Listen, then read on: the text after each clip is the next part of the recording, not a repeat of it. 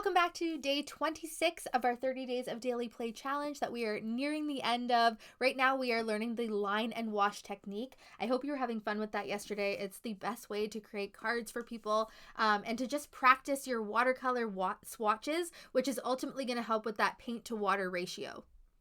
So yesterday we did the wash first. So we laid down a swatch of watercolor, we waited for it to dry, and then we drew over top of it with our brush pen. Today we're going to do the opposite. We're going to do the line work first, we're going to wait for the ink to dry, and then we're going to add watercolor on top.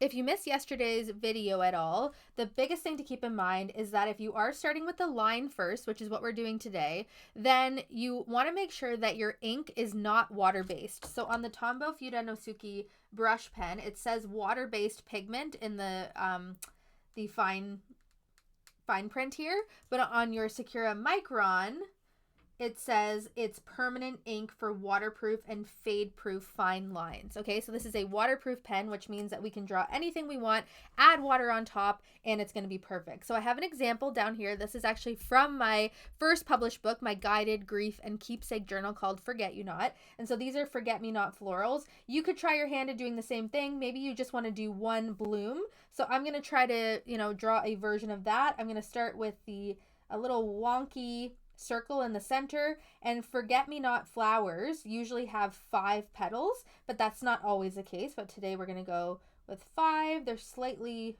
pointed on the top. They don't all have to be the same size. We're going to go like that.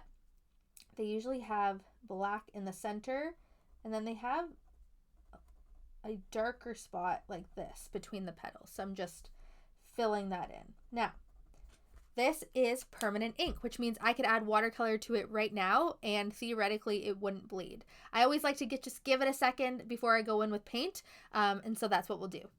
So the goal here with line and wash is not to paint in every single detail, every single white space of this petal. The goal is to just add a little bit of color to an otherwise simple drawing. So going back to our previous lesson on analogous color schemes, complementary color schemes a couple of days ago, I'm going to be doing analogous colors that are next to each other on the color wheel, and I'm going to use blue and purple. They're going to kind of bleed into each other to give this really fun effect that you see down here. So I want you to watch me do it. I'm not going to be, again, painting in every white space of this petal, but the goal is that I'm going to be painting in little bits like this, rinsing my brush, adding some purple,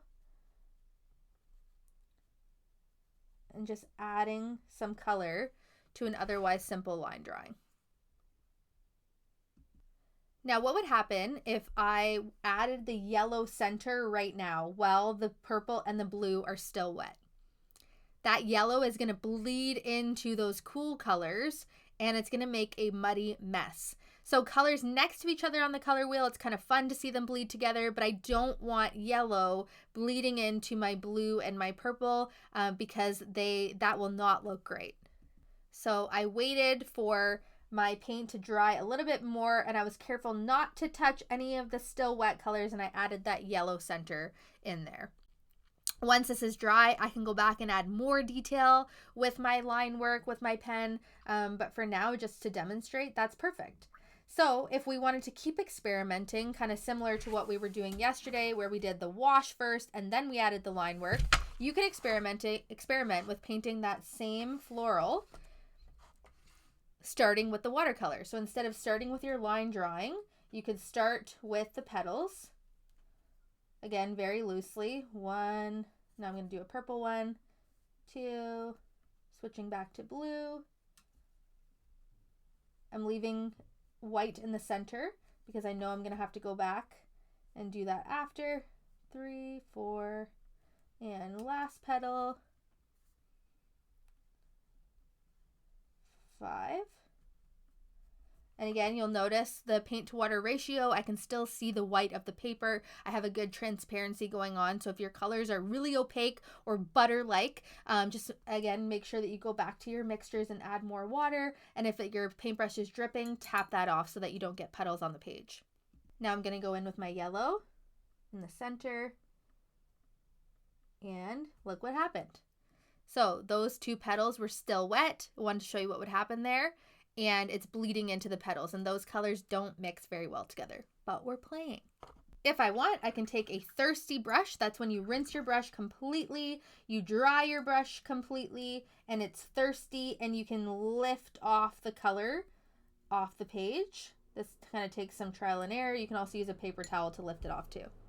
And while I wait for that to dry, I'm just going to show you some more examples of line and wash in another travel journal. I showed my main travel journal a few days ago, but I had a camping one that I always took with me. So this is at a beautiful place called Emerald Lake Lodge in BC a few years ago. So what I did here is actually the watercolor first, and then I went in with very simple pen work. So you can see I haven't even traced the full length of a branch. I'm simply adding dimension to give it more shape.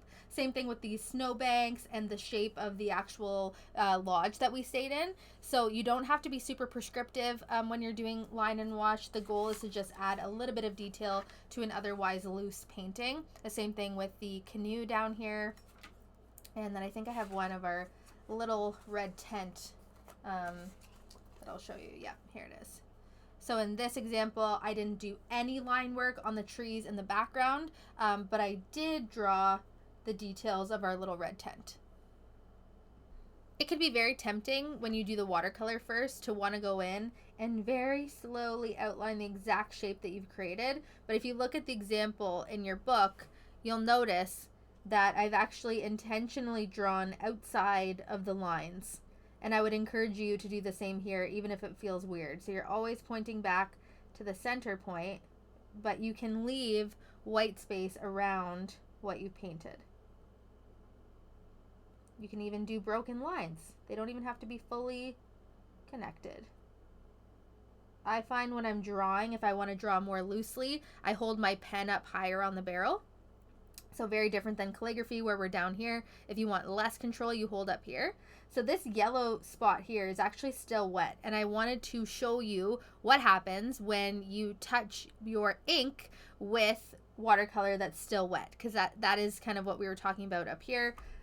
You know, if you're mixing a water-based ink or if your watercolor is still wet, what would happen? So in the spirit of play, let's go for it. So I'm going to lightly kind of touch the edges of that watercolor, and it's not bleeding in too terribly. If anything, it's kind of just sucking up the ink from my brush pen, and that's okay. You could add some more details to the petals like this, kind of following the shape of the petal. You could add a stem with some leaves and choose whether or not you want to paint in those leaves. I didn't in my example. But let's see if this is too wet for me to do the dot in the center. No, we're good. So there you have it. This one was our line first.